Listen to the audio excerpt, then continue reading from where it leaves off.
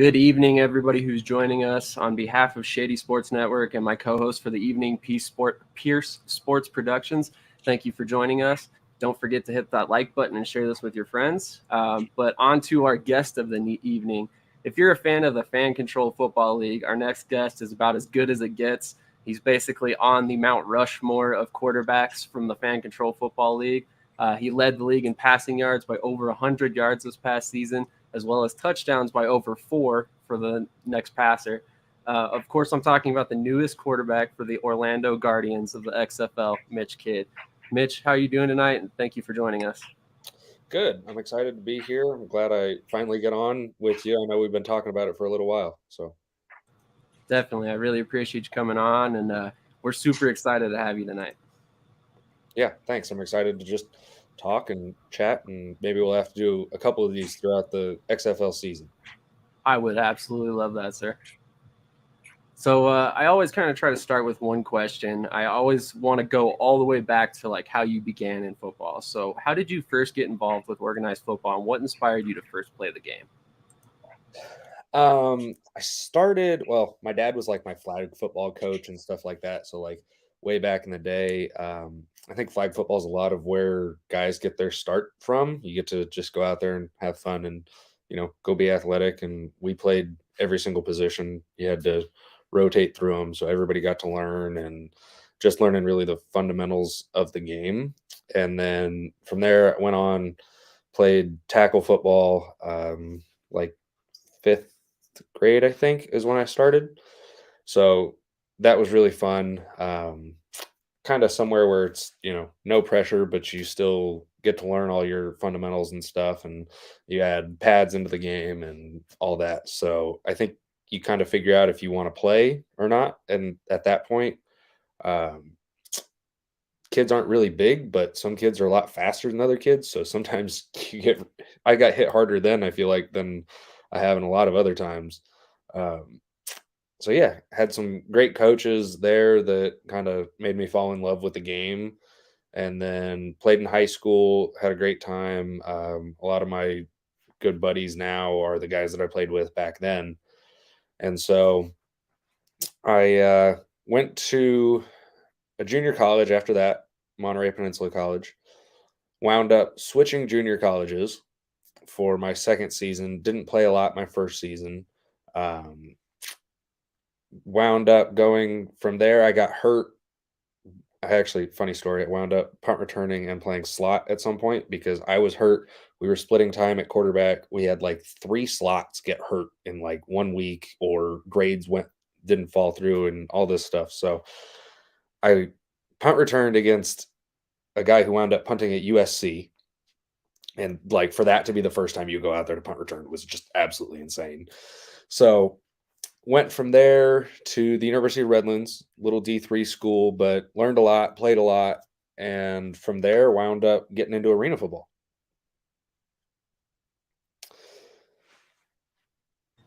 Absolutely. Pierce, if you want to go ahead. So one thing I wanted to push in is like, at Palma High, it's Salinas, California. And then as you go transfer, you move further and further away from your hometown. Like, what was the thought process from that? Yeah, so the De Anza, which is where I went to school, that league in San Jose, San Francisco, Oakland has they got ballers all over the place. Like that's California football right there, especially Northern California. Like that's where all the dudes are at.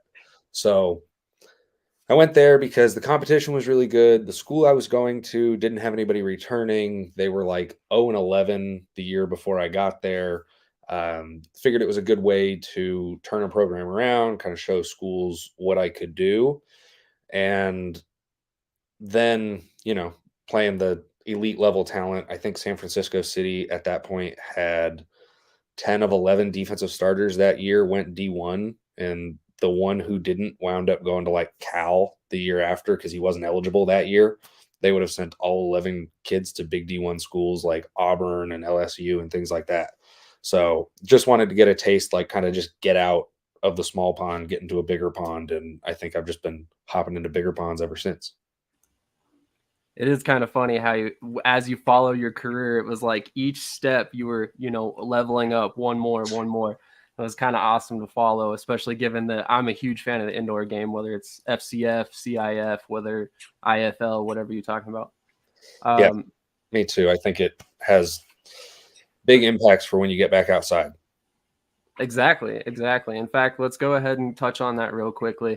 You're coming off a couple seasons where you've played indoor ball, where it's very compact, smaller windows to throw in, less time to pass. How do you feel that it's going to be for you to adapt to go back outdoors now that you're back onto an expanded field? You've got larger passing windows, more time to throw. Yeah, I think it'll be great. I got to talk with Kurt Warner a little bit, so obviously somebody who's done everything that I want to do and everything that I could hope to do, Super Bowl winner, MVP, all of that. And I think just getting out there and using everything that I've learned from playing arena and indoor and just all of those different tools that you learn, because you truly do learn a lot. I think that if you took guys who are developing NFL quarterbacks and threw them into indoor arena ball, that they would develop a lot faster and gain a lot of the tools that like a guy like Patrick Mahomes has, where he throws the ball really early or throws the ball in just unique ways. I think that would speed up a lot of timing and processes. I think Tua is a guy who does a really great job with that. So I think those little added benefits definitely, I don't know if they develop only indoor or if they just develop a lot faster, but I think that they definitely are, they move along quickly.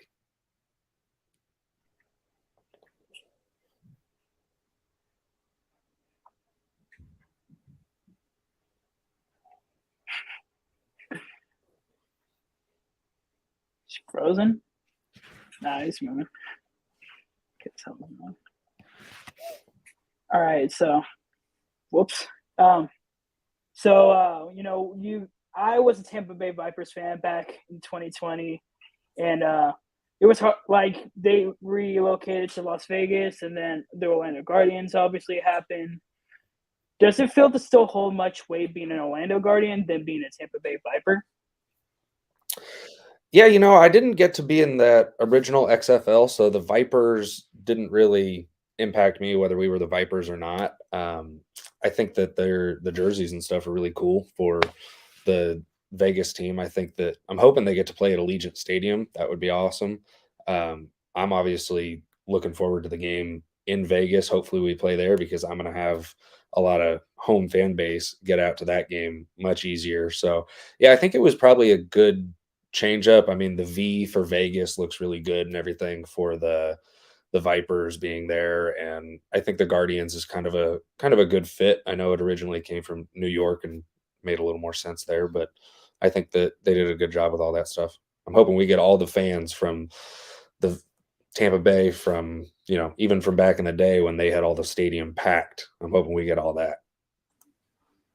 Same here. I mean, they'd be able to tap on the original Orlando Rage fan base, hopefully, as well as, maybe even some Apollos fans from the AAF. There was a lot of research that went into these markets and why they chose Orlando ultimately. But my next question is actually kind of talking about the NFL, so to speak. So 10 years ago, professional football leagues of yesterday would have asked you to play another position. With your height, your weight, it seems like guys like Doug Flutie, Russell Wilson, Drew Brees, a couple other guys I'm probably escaping me at the moment, have kind of opened up the door for a little bit more undersized quarterbacks. Do you feel that if it weren't for these guys that you'd still be able to play quarterback today? Yeah, I think those guys made a major impact for guys like me. I think that Drew Brees and Doug Flutie kind of started it, and I think it's been progressing ever since. And it makes sense because if a guy's 6'2", it used to be okay. But if that lineman in front of him's 6'7" anyway, like you still can't see. You're still doing the same stuff that a guy who's 6 foot's doing too. The only thing you can really talk about is passes getting deflected more often or less often when a lot of guys that are 6'5", if you look at the NFL did a study, a lot of the taller guys were the ones getting the balls batted down more, which I think it's because guys who are shorter have to learn how to do that stuff. And throw with different arm angles and get the ball out quicker so that you can put more air on it and things like that. So, yeah, I think those guys have had a massive impact. Even like the Baker Mayfields and Kyler Murrays, I think have had a huge impact for us. Absolutely. So, as an Orlando Guardians fan, and I've been keeping up, I looked up every coach. So, one thing that interests me about head coach Terrell Buckley, he hasn't been a head coach before. This is going to be his first time. So, I wanted to ask you, like, how has he been contacting you in the offense so far? I got to listen to him explain our defense to our defensive guys, and oh my gosh, it's like art. It was amazing to get to listen to. Like, you see how he played for Belichick, and you understand why they are so good. Like, it's amazing. I try and like send him plays so I can hear what he thinks about those plays as like an offensive guy, just because it's amazing to get somebody like that you get to learn from the other side and see how they're trying to attack you or defend what you're attacking them with. So he's been influential for that. I mean, our defense is going to be ready to roll for sure. And it's going to be complicated for the offense, but it's pretty simple if you understand it from the defensive side. It just doesn't look simple to the other team. So on the offense, he hasn't done as much. It's been more of Coach Ford. We got a great offensive staff, Lamar Thompson, Shane Matthews, Coach Wagner on the O line. So they've been pretty much running the offensive side. So I'm kind of curious, coming out of a smaller school like Redlands University, what kind of interest did you get right away? Was your phone ringing off the hook from these indoor leagues, or did you kind of have to start those conversations? So I actually went to grad transfer from Redlands. I had a year of eligibility still left in the NCAA. I transferred to an NAIA, and my eligibility didn't go through at the NAIA. I'm in Kentucky while I find out my eligibility didn't go through. Like, was privately thrown with our receivers on the side. Like, everything was going good. I had gotten hurt at Redlands my senior year and had like some hamstring problems and stuff. So didn't wind up playing the whole year. Was kind of like, you know what? I think that might be it. Like, go to the real world, like just got a great degree, all this stuff. And then had found out that I had that other year of eligibility. And I was like, okay, cool. Well, I'm using that. So I was going to grad transfer. Obviously, at a D3, you have to pay for school. And I was like, I don't want to have to pay just to be here, just to play football, So found a great NAIA, Campbellsville, went to transfer there. Everything was going awesome. Find out that my eligibility doesn't go through, and had just put in a whole summer's worth of work, like just been on the field grinding, all this stuff, been with my trainer. And so I decided I wasn't done, but really had nowhere to go and nothing to do. So I remember watching, my dad and I are sitting around like, okay, cool. Well, I guess we're going home. He had helped me move out there and stuff. So packed up all my stuff. We're sitting in a hotel room the night before we fly home, and I'm watching. It's a preseason game. Lamar Jackson it was his first preseason game playing, and Kurt Warner came on. Something was on TV about him, and I was like, you know what? I'm gonna check out arena football. So didn't know anything. Like, if you've ever gotten into arena football the first time and like haven't had anybody explain it to you, like there's all these different leagues and there's all these different places you can go and play and like all this stuff. So I figure out, I'm going to just send something to everybody. It took me probably 3 months before I got a reply every day, just sending emails, just going through it all. And then got one, wound up getting a whole bunch more, like dominoes, but I had already signed. So I was like ready to go. Got an AFL team called me and said, hey, we want to work you out. Not knowing anything, I was like, oh, I'm already signed, but thanks. So yeah, it was crazy. I had like no interest and just had to work and grind on trying to get somebody to sign me. Interesting. Sorry about that. So, what made you think of the change between going from, the National Arena League with the Columbus Lions to Salina Liberty in Kansas? Yeah, so I was originally going to go back to the Lions. The day that the signing period started, they signed 3 quarterbacks, and I hadn't heard from them. As far as I knew, the whole deal was that I was supposed to be going back. One of the other teams that I had been talking with before I went to Columbus was the Salina Liberty with Coach O and Coach Martinez, and they were great dudes and had said, if anything ever opens up, we'd love to have you out. And, arena football is a crazy business on its own. Like, so much turnover. Guys are in and out all the time. I mean, week to week. So wound up out there going with them and learned a whole bunch and played a lot of games and played really well. Absolutely. So I wanted to talk about one game in particular during your time with the Salina Liberty. When you signed with the team, I was not aware of this at first, but you actually signed as a wide receiver? No, I signed as a quarterback. Okay, so you ended up playing wide receiver. Is that what it was?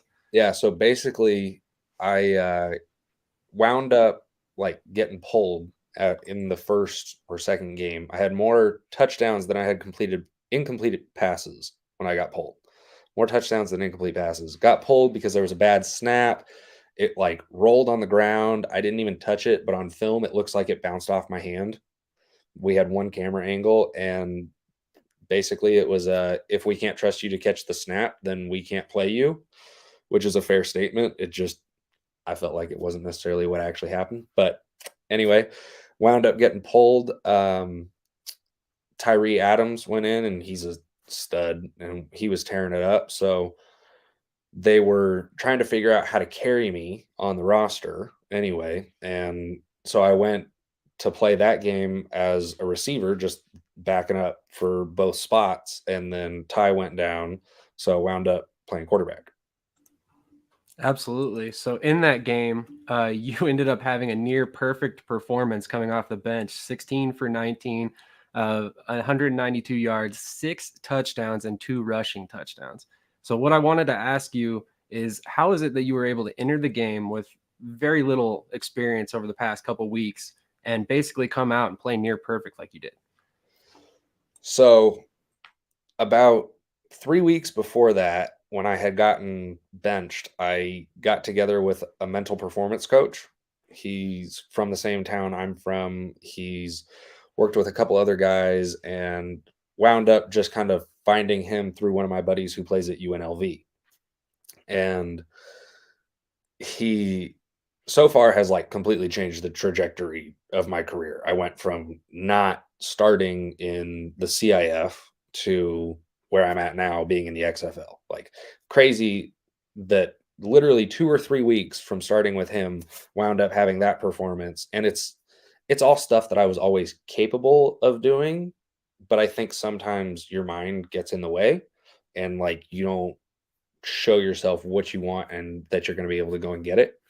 So that was kind of the big deal for me, was that I had planned what I was going to do, how I was going to do it once I got the opportunity again. And it's just carried me so much further in my career.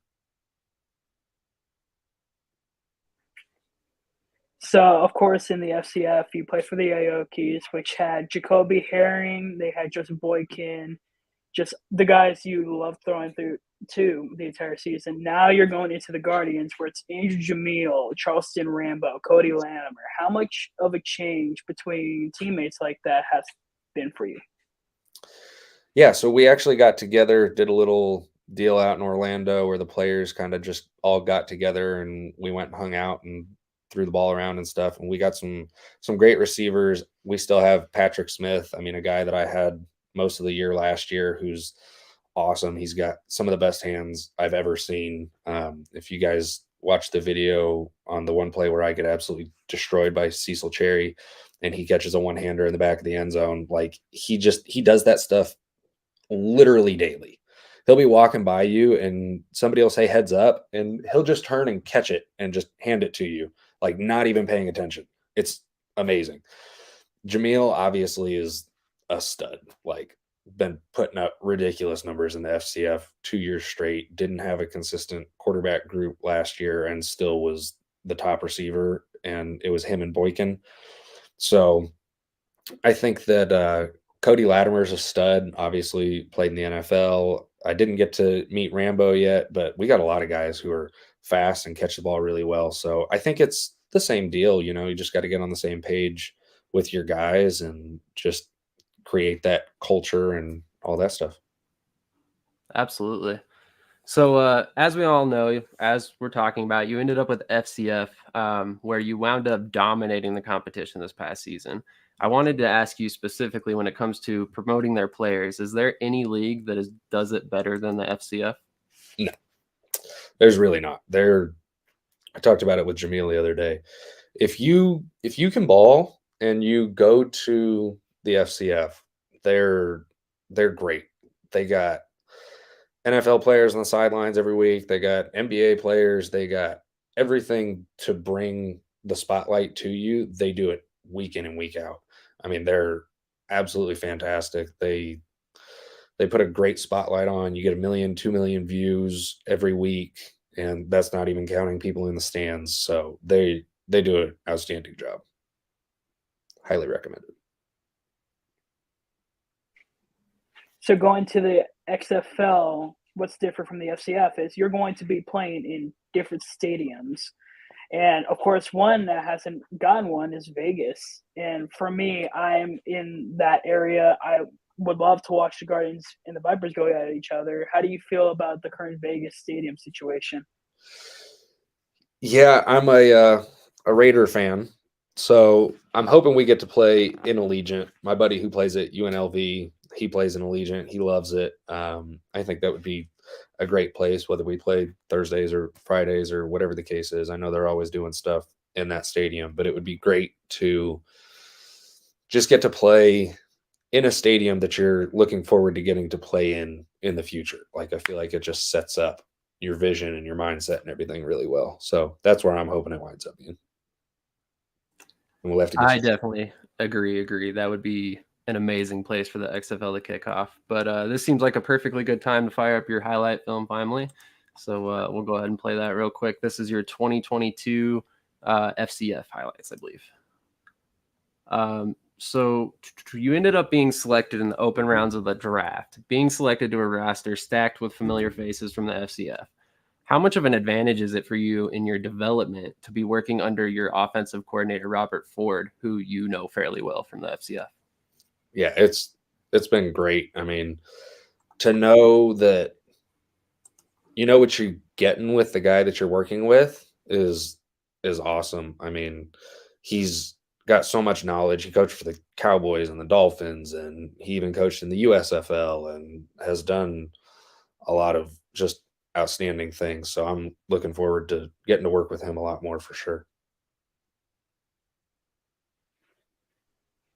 So aside from Patrick Smith, which we've made it clear that you guys have a great chemistry, who is the most exciting player you can't wait to throw the ball to? Probably Jamil. I know him the next best, obviously, and I tried to get on the same team with him in the fan controlled league. Didn't really work out, but we were trying to make that happen. So yeah, I think that you see how open he is in the fan controlled league. I can't imagine what it's going to be like outside. I, for one, am excited to see his patented move where he, reverses field and leaves the defender looking silly. But I'm excited to see a bunch of different players on this offense. Did you expect to get drafted after the quarterback rounds had been announced?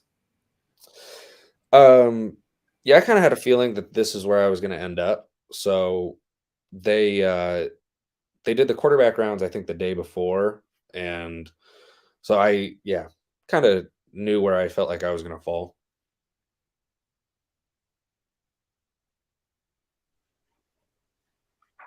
Okay, so with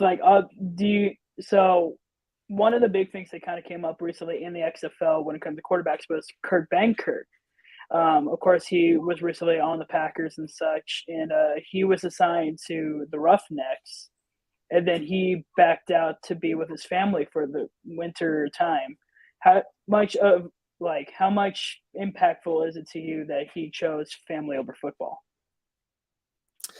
Yeah, that's an interesting deal. I heard one of the NFL teams called him after that, and he still said, "Yeah, spending time with the family and stuff." So, I think that obviously I don't know Kurt or anything really about his story or family situation or anything, but I think that it just in general it takes a lot from your family to be able to support you during those times. I'm recently married and my wife's been great. She's been trying to help me put on weight and doing all sorts of different meal prep stuff, and my parents have been great. Obviously, you can't make it this far without a great support system. So, I think it's underrated for sure. Absolutely. So this is going to be my last question for the evening. First of all, when did you get married? How recently? Last August, 4 Very months. nice. Congratulations. Thanks. Congratulations. So I'm a firm believer that behind every great man is a good woman, or a great woman for that being said.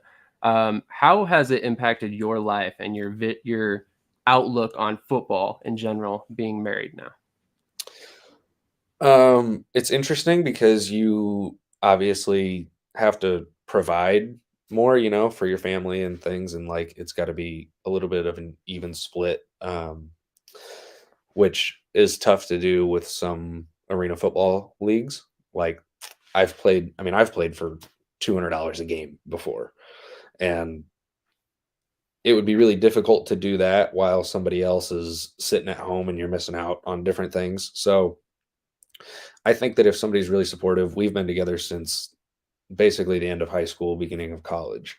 So to go through that journey together has been awesome, and she's been super supportive. So I think that yeah, you have to have the support system. You almost have to make like a team at home wherever you're living. Like I got my trainer, my Pilates teacher, yoga, all the guys that I throw with out here, and like it's mental performance, all of it. Like you gotta set up a team just like they would for you in college. And I think coming from a smaller school, like you learn how to do stuff for yourself and not rely on other people to do it for you, which I think is one of the benefits of coming out of a D3 school. I think there's quite a few, but you realize that your path's going to be hard. And if that's what you want to do, then you got to go through what you got to go through to get to it. So I think that's a benefit nobody really thinks about.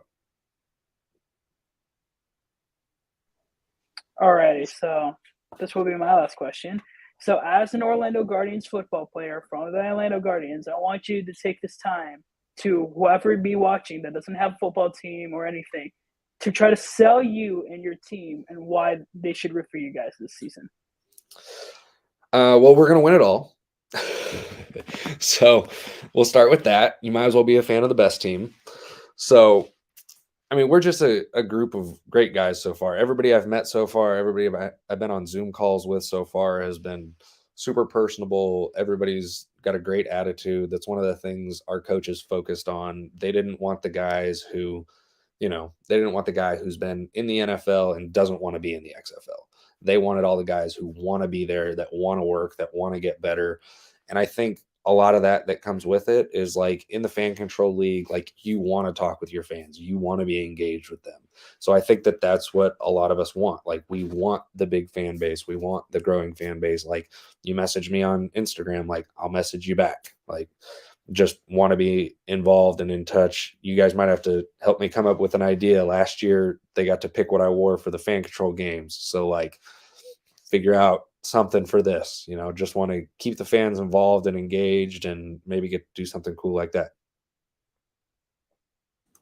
I love that. I love that. That's one of the big things that I've always really kind of connected with the Fan Control Football League is, first of all, the players are always very, very willing to come on and talk to us. And second of all, they are all about the fans. So I love that you're kind of bringing that mentality to the XFL, which I think is going to be huge for them in the long term. But Yeah. with that being said, thank you so much for joining us. Why don't we go ahead and give you the floor to shout out anybody you want to shout out or talk about anything we haven't brought up yet? Oh gosh. I mean, there's so many people who have helped me get to this point. So I think that, my agent is a buddy of yours, Griff. He's been a stud so far, signed with him and wound up getting this XFL deal all locked in. So he's one of them. Mental performance coaches, trainers, like they all know because I'm with them on a daily, weekly basis. But yeah, just all the people who have helped me get here, all the teammates that I've had, Salina and Columbus, and all the people who make those leagues and teams possible. Just that's where my thank yous are going out to. Very nice. I love that. Once again, congratulations on your recent marriage. Congratulations on being drafted. I'm looking forward to this season. I personally expect to see you see a lot of playing time, but that's just me. I'm not a coach, so we'll see how things go. But I definitely am excited for this season. I think this league and this team in particular is going to be very exciting in 2023. Thanks. I appreciate it, and I do too. Absolutely. Well, with that being said, have a great rest of your night, and we appreciate your time. Once again, best of luck in 2023. Appreciate it, guys. We gotta get back on here again too. I would definitely love that. You are welcome back anytime you want to come on. All right, let's do it. Sounds good. Have a great rest of your night, Mitch. See you guys. Later. All right. So, Pierce, I got to ask, man, how was your first interview with Shady Sports Network? Whew. Well, I'm currently not at my place. I'm with a friend right now, and I don't know if you can tell, but his cats love attention, so I had to take him out a couple times. But this was a great time. Mitch was a great time, and I want to thank you for giving me this opportunity. Absolutely. The pleasure is all mine. As you know, I'm a big fan of what you do. For anybody who's watching, if you have not checked out Pierce's YouTube channel, you definitely want to. He recently did a video about Cavante Turpin. I think it's well over 10,000 views at this point because it is amazing. It is a great quality. He's also got a Kurt Bentkurt video out that you want to check out for sure. And I'm sure he can fill you in on his latest project that's coming out soon. Yep. I've been having this long series, discovering about the AAF quarterbacks that played, if anybody remembers that. I'm also been putting some highlights together I'm trying to do every XFL team. I do have a video up for the Orlando Guardians offense. I want to put one together for the defense and then do another team. So I'm trying to really just get stuff out and try to get something going. Absolutely. Well, you definitely know you've got our support over at Shady Sports Network, and any way we can help you in the future, definitely let us know. With that being said, anybody who hasn't done so, like I said, go check out his channel, like, comment, subscribe on both of our channels, and stay tuned to both of us because as you saw tonight, we've got big name guests coming on from damn near every league that's out there, and it's only going to get better. So stick with us, and it's like I said, it's only going to get better in the future. Have a great night, everybody who tuned in, and we appreciate your support.